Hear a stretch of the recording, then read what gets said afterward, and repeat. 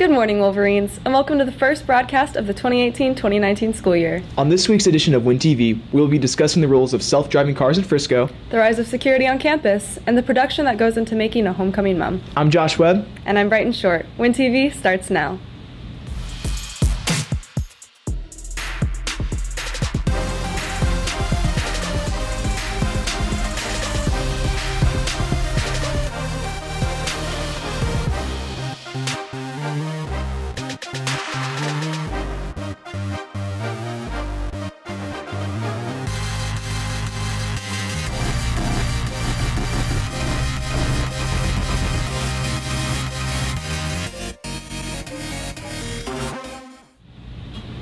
As the school year begins, seniors are faced with many decisions that will affect the rest of their year.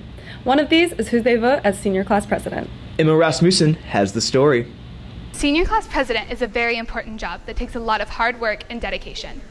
Students that are willing to put in this tremendous effort have been working hard to campaign to their class. So far we have Hannah Mandel, Nick Hendricks, Taylor Fogel, and Brody Feldberg who are running for class president. To be a class president, someone has to really be a good leader. They have to have good leadership skills, be able to interact well with others, and they really have to be and have a positive attitude towards the school and towards the student body and other people. The way we're going to have a great senior year with the senior class president is if there's someone who is willing and able to be involved with our school and willing to give us a great senior year as seniors. In order to be able to run for senior class president, the students must obtain 8 signatures from teachers who support that student for office. They also need to get a signature from their assistant principal. Getting this many stamps of approval takes a lot of commitment and effort from the applicant. You know, to be a class president, it's kind of important to make sure, I think, first thing that you just kind of love the school, love Wakeland, like Wakeland. If I win class president, I'm going to make Wakeland a way better place, make it happier, have a lot more student-involved events.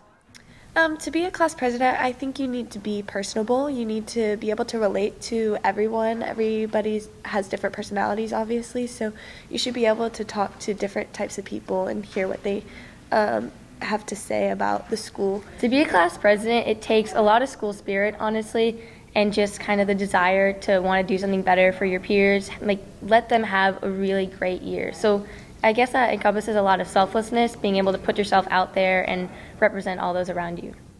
With so many candidates devoted to their campaign, this race may be a close call. I'm Emma Rasmussen for Win TV. Every sports season brings a fresh start with new players and new goals. Alexis Plum spoke to the volleyball and football team about improvement and change.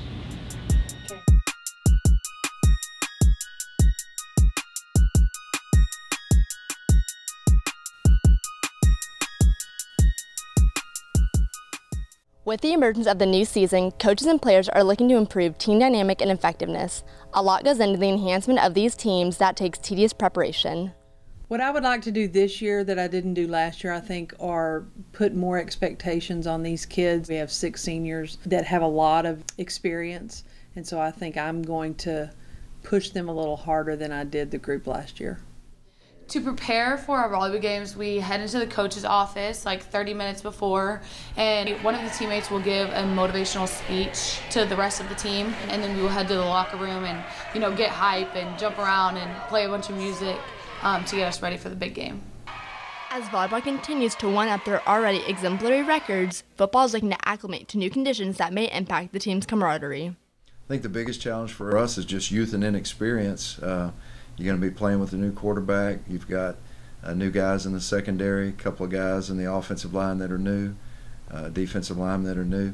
And we've got some guys that have never played in a varsity football game. Playing quality people will help you get there faster to develop as a team and your team chemistry and knowing what you can do. So last year, very first game before halftime, I tore my ACL, LCL, PCL, and my meniscus, so I've been out for 13, 14 months. Last week just got fully released.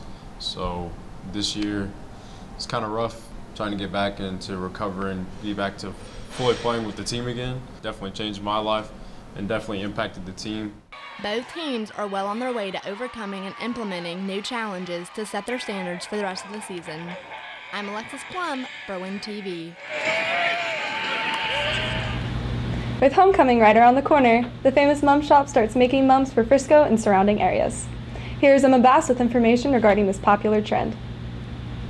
As many people begin preparing for homecoming, the famous Mum Shop receives a stack of orders, hoping for the greatest display of ribbons, boas, glitter, and teddy bears. But not everyone is aware of what really happens after their requests are sent. Students at Wakeland obtain a variety of opinions regarding the importance of the mum tradition. I purchase my own mum because it's easier and it always looks better. And I make my own mum and it's very expensive and it takes a lot of time. I don't think they're wasting money and it adds more spirit to the school. Everybody's wearing mums, like literally everyone. It represents you, represents your school, and represents all the things you do. However, here's a sneak peek of what really goes on behind the scenes.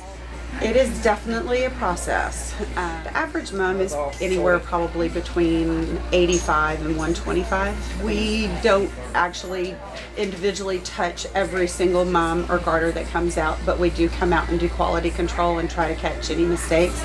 We've got almost 40 employees that help us make this all happen, because every week is deadline after deadline after deadline. Hopefully now you have a further perspective on the work and cost of coming home. I'm Emma Bass for Win TV.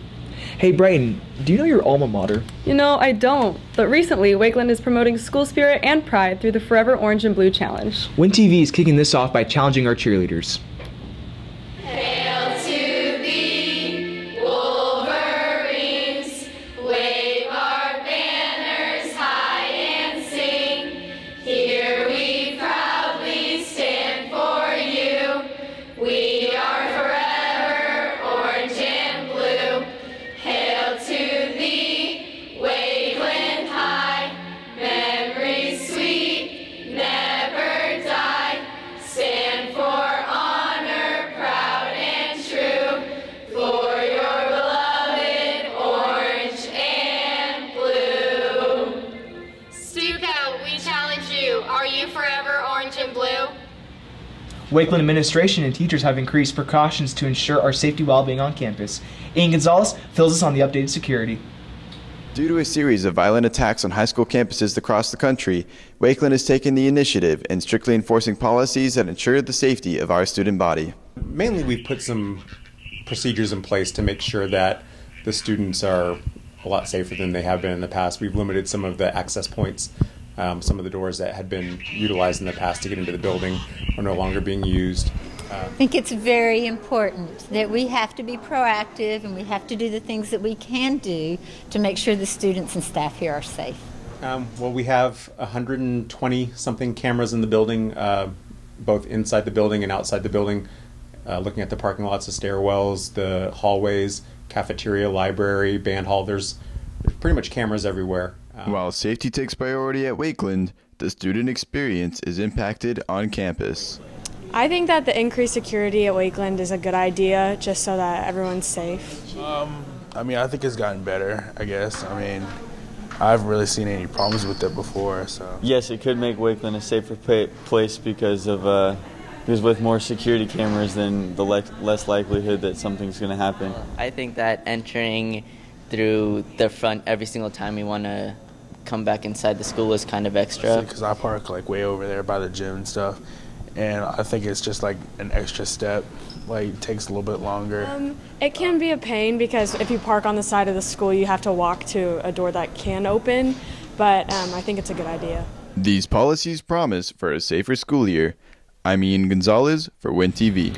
Technology has been rapidly increasing in the past decade, and self-driving cars have even found their way into Frisco.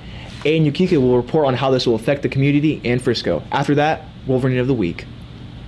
Autonomous car company Drive AI introduced highly developed self-driving vehicles to Frisco roads. These cars can completely operate without any human interaction, and after several tests and simulations, the company feels confident to release these cars to the public.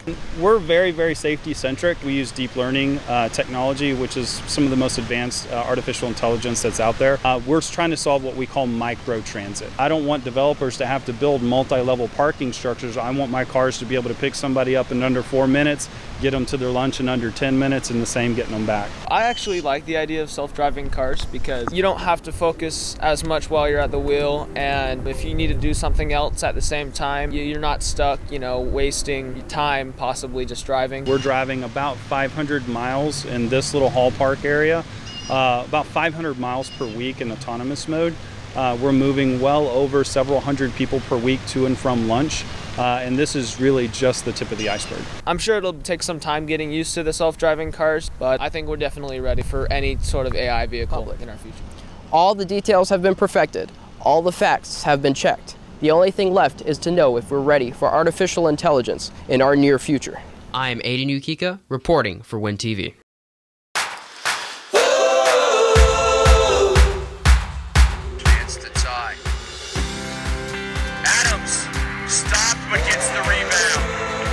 So basically, I've been playing soccer since I was 3 years old. It's been the sport I've always loved. I've always tried other sports. I've played basketball, volleyball, track, cross country in middle school, but soccer's always stuck with me. It's always been my motivator. So last year, our team won the state championship, and it was really exciting. I won the state MVP title, and I also won an All-American award and Player of the Year for Texas. So basically, our team is really close. It's been close since my freshman year, but it became really close my junior year. We share a lot of time together. We have team dinners, and it's just like a family. I love it. I'm Peyton Adams, and I'm Wolverine of the Week. That's it for this week's edition of Win TV. I'm Josh Webb. And I'm Brighton Short. Have a great weekend.